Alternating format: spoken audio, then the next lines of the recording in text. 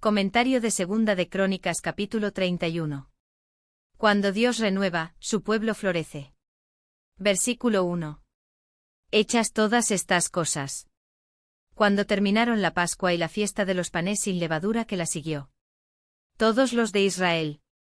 Todos los adoradores presentes, incluso los del territorio del reino del norte así como los de Judá. Las estatuas. Literalmente columnas comunes entre las formas religiosas oriundas de Canaán, ver comentario de Génesis 28:18. Imágenes de Asera. O árboles sagrados. Eran un emblema de fertilidad física, ver comentario de capítulos 14:3, 33:7. En Efraín. Este impacto contra la idolatría abarcó todo Judá y Benjamín, y además Efraín y Manasés, quizá no tan completamente en estos últimos, puesto que la palabra todo se aplica a los territorios de Judá. Quizá surja la pregunta de por qué en el apóstata reino de Israel se permitieron tales enérgicas medidas contra el sistema idolátrico de religión. Sin duda estas medidas habrían sido imposibles algunos años antes. Pero Israel era ahora solo una sombra de su grandeza interior. La mayor parte de su territorio ya había sido invadido por Asiria, que había llevado cautivos a multitudes de sus habitantes, y ahora el debilitado remanente de la nación afrontaba su destino final. Los castigos que ya habían sobrevenido y los mensajes de los profetas habían provocado un impacto, aunque el pueblo no había abandonado su idolatría, ver Patriarcas y Profetas página 215-249. Pero en esas condiciones quizá había suficiente temor o apatía en la población para debilitar su oposición a la celosa minoría que al volver de Jerusalén destruía altares e imágenes por doquiera. También es posible que la expresión, todos los de Israel que habían estado allí, incluyera a las muchedumbres de Judá y Benjamín, que después de haber pasado por las ciudades del reino del sur, hubieran sido invitadas por la minoría israelita que estaba presente, a extender la cruzada a Israel. Si algunos grupos procedentes de ese lavamiento popular espontáneo hubieran hecho rápidas incursiones a varios lugares altos de Efraín y Manasés, no había sido de extrañarse que hubieran tenido éxito debido a las circunstancias entonces reinantes en el reino del norte. Sin embargo, nos faltan detalles en cuanto a la forma en que se produjo la destrucción de los santuarios de la idolatría israelita, y no hay ninguna indicación de que en realidad Ezequías llevara a cabo alguna acción oficial fuera de su propio reino, pues, de esta manera hizo Ezequías en todo Judá. Versículo 20. Versículo 2. Arregló Ezequías la distribución. Ezequías restauró el sistema de rotación del servicio como fue originalmente instituido por David, ver Primera de Crónicas 23:6, 24:1, también Segunda de Crónicas 8:14. Versículo 3. El rey contribuyó. Se refiere a la contribución del rey para las ofrendas regulares del templo, ver Primera de Crónicas 23:31, ordenadas por Moisés, Números 28:29. En medio del descuido general del templo, se había interrumpido todo este sistema, y el rey ahora lo renovó. Tomó la iniciativa, animando al pueblo y encargándose él mismo de suministrar recursos para esos sacrificios. Versículo 4. Porción correspondiente a los sacerdotes. Se instruyó al pueblo para que diera a los sacerdotes y a los levitas los diezmos y las primicias. Versículo 3, que había ordenado Moisés, Números 18:12-30. Para que ellos se dedicasen. Hebreo hazak, que significa básicamente ser fuerte, ser firme. Aquí parece tener el significado de cumplir estrictamente. Contando con el debido apoyo, los sacerdotes y levitas no tendrían necesidad de dedicarse a empresas mundanas, ver Nehemías 13:10-14. Versículo 5. Dieron muchas. Los versículos 5 y 6 describen la respuesta a la orden de Ezequías. Versículo 4. Primicias. Ver Números 18:12-18, Deuteronomio 18:4. Los diezmos. Ver Génesis 14:20-28-22, Levítico 27:30-32, Números 18:21-24, Nehemías 10:37-13-12, Malaquías 3:8-12, Mateo 23:23, Hebreos 7:5-9. Versículo 6. Los hijos de Israel. Los habitantes del 300 reino del norte que habían emigrado a Judá y se habían establecido allí, ver capítulos 10, 17, 11, 13, 14, 16, 30, 25. Versículo 7. Mes séptimo.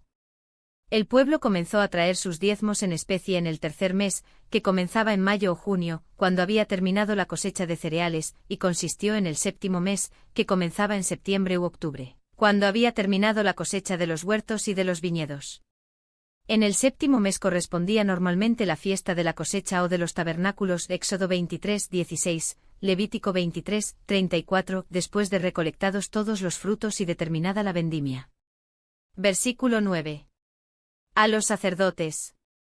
Lo que Ezequías preguntó a los sacerdotes se infiere por la respuesta dada en el versículo 10.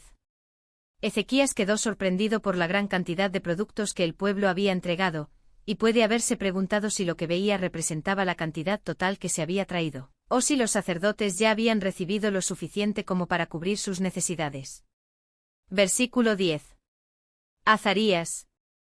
Si este fue el valiente sacerdote de ese nombre que resistió a Uzías, capítulo 26, 17-18, no debe haber ejercido su función durante algún tiempo, quizá fue depuesto por el idólatra Acaz, pues el sacerdote de Acaz fue el dócil Urías. Segunda de Reyes 16, 10-16. Casa de Sadoc.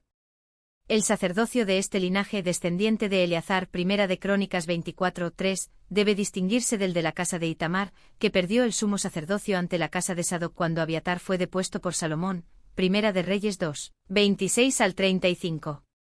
Al terminar la historia de Judá, el sacerdocio estaba en la casa de Sadoc, Ezequiel 44, 15. Jehová ha bendecido.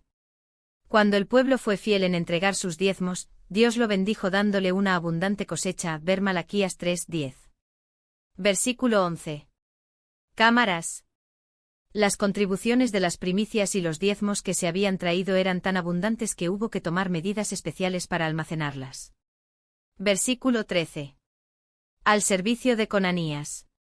Conanías y Simei estaban a cargo de los diezmos que se traían al templo. De ellos dependía una cantidad de subalternos. Versículo 14. Las ofrendas voluntarias. Estas ofrendas se distinguían de las primicias y de los diezmos, Deuteronomio 12:6. Santísimas.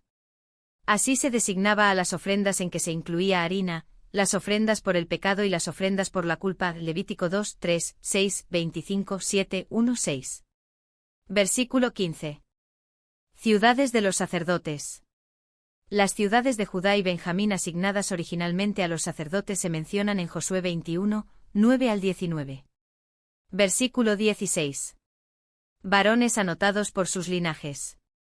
Quizá esto signifique que los levitas que servían en el templo, y cuyos nombres estaban registrados como tales, junto con sus hijos varones de 3 años arriba, eran sostenidos con la porción diaria del mismo santuario. De modo que no tenían parte con otros que vivían en las ciudades levíticas, y no participaban de los sacrificios del templo. Versículo 17. De 20 años. Los registros de los levitas correspondían con sus cargos y divisiones, ver Primera de Crónicas 23-24. Versículo 18. Inscritos con todos. Se inscribían los nombres de todos en los registros oficiales, incluso esposas, hijos e hijas. De esa manera, cada individuo de las familias sacerdotales recibía lo que le correspondía, y ninguno sufría por descuido o discriminación. Versículo 19. En los ejidos. Había también varones nombrados que distribuían su parte a los sacerdotes y levitas que vivían en las zonas rurales, fuera de las ciudades sacerdotales, ver Levítico 25-34, Números 35, 2-5, Josué 14, 3, 4, 21, 2. Los varones nombrados. En las diversas ciudades había funcionarios nombrados para dar su parte a los sacerdotes y levitas rurales. Así a nadie se descuidaba, ni siquiera a los que vivían en los distritos donde podían ser olvidados. Versículo 20. Ejecutó lo bueno. Ezequías demostró que era justo y recto, varón equitativo e íntegro, que cumplió con sus deberes de la mejor forma que pudo. Versículo 21. Fue prosperado. La rectitud, justicia e integridad fueron la mejor garantía de prosperidad. Ezequías fue fiel a Dios y justo con su pueblo. Como resultado prosperó y la nación prosperó con él. Comentario de Segunda de Crónicas capítulo 31.